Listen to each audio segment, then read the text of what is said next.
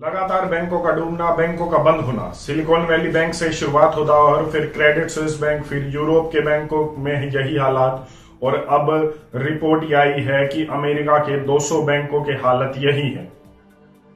पूरी दुनिया ये कह रही है कि मंदी आएगी, लेकिन भारत में सीन कुछ और ही है। भारत के लोग ये मानने को तैयार नहीं, और लोग तो छोड़िए, सरकार ये मानने को तैयार नहीं कि मंदी आएगी। अगर आएगी तो हम पर इसका जो है असर नहीं होगा। लेकिन ये कहां तक ठीक है, कहां तक नहीं। और इसी बीच आरबीआई के मंथली बुलेटिन में भी एक ऐसी जानकारी आई है, या आरबीआई ने स्टेटमेंट दिया है जो पूरी दुनिया में जो चल रहा है उसके बिल्कुल ऑपोजिट है। या मैं कहूं कि आरबीआई के हाथ में किसी नेता का कोई भाषण दे दिया गया और फिर उसे लिख दिया कि अब इसे ही बुलेटिन में छाप दीजिए, जो होगा वो देख लेंगे।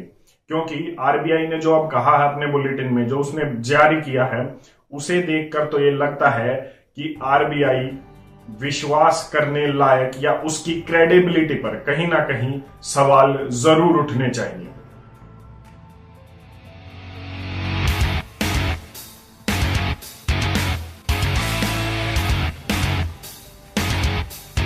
आरबीआई का मंथली बुलेटिन जारी होता है और उस बुलेटिन में कहा जाता है, जो आरबीआई के डिप्टी गवर्नर ने जारी किया है और उनके साथ साथ सेंट्रल बैंक के ऑफिशियल्स ने इस बुलेटिन को जारी किया है। हर महीने आरबीआई का ये बुलेटिन जारी होता है, जिसमें अब साफ साफ बताया गया है कि मंदी अगर आई तो भारत पर इसका कोई असर नहीं होने वाला।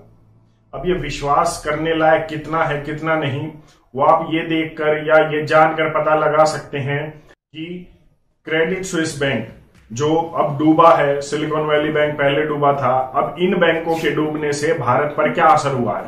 सीधे तौर पर तो इतना असर हुआ है कि सिलिकॉन वैली बैंक में जहां स्टार्टअप्स के पैसे लगे होते हैं, तो जो स्टार्टअप्स हैं उन पर तलवार लटक रही है, मतलब उनका पैसा फंस गया है, तो वो अपने एम्प्लॉयज को सैलरी कैसे देंगे।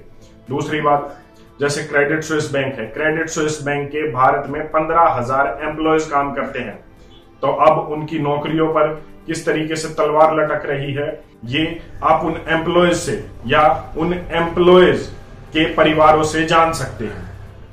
हो सकता है आप ये कहें हम पर असर नहीं है, लेकिन एक बार उन 15,000 परिवारों से पूछ लीजिएगा कि देश में क्या हो रहा है और मंदी या फिर जो बैंकों का डूबना है उससे कितना असर पड़ रहा है।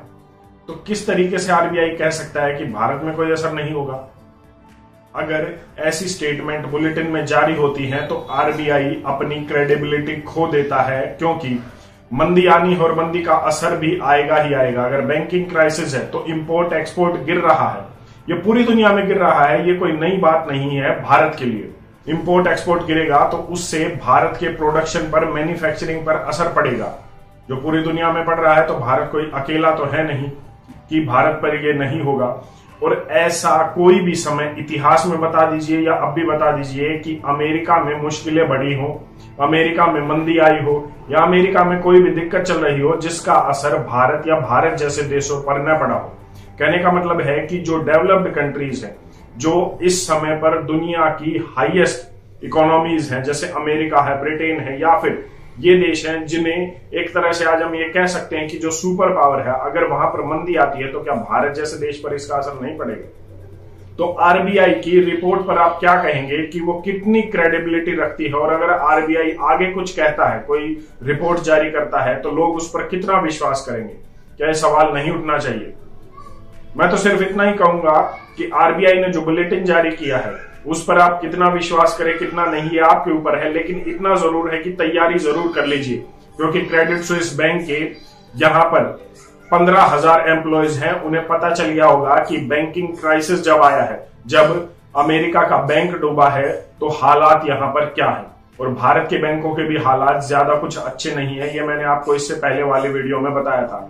मैंने बताया था कि किस तरीके से बैंकों के जो पैसे हैं वो विलफुल डिफॉल्टर लेकर जा चुके हैं और वो डूब चुके हैं। 88,000 करोड़ से ज्यादा पैसा डूब चुका है, जो पैसा जानबूझकर लौटाया नहीं जा रहा, जो पैसा आपकी जमा पूंजी है, आपने पेट काटकर एक समय रोटी ना खाकर अपने बच्चों को सुविधाओं से वंचित करके वो पैसा जमा किया है बैंकों में, और उससे सेठ लोग ले गए हैं और अब वो मजे कर रहे हैं और सरकार को कह रहे हैं कि हम तो विलफुल डिफॉल्टर हैं, जो करना है कर लीजिए, हम इस पैसे को नहीं लौटाएंगे। तो क्या इन सब चीजों को देखकर आपको नहीं लगता कि आरबीआई ने जो बुलेटिन जारी किया है उस पर सवाल या निशान उठने लाजमी है? आपकी इस पर अपनी क्या राय है कमेंट करके जरूर बताएं। धन्यवाद। जय हिंद।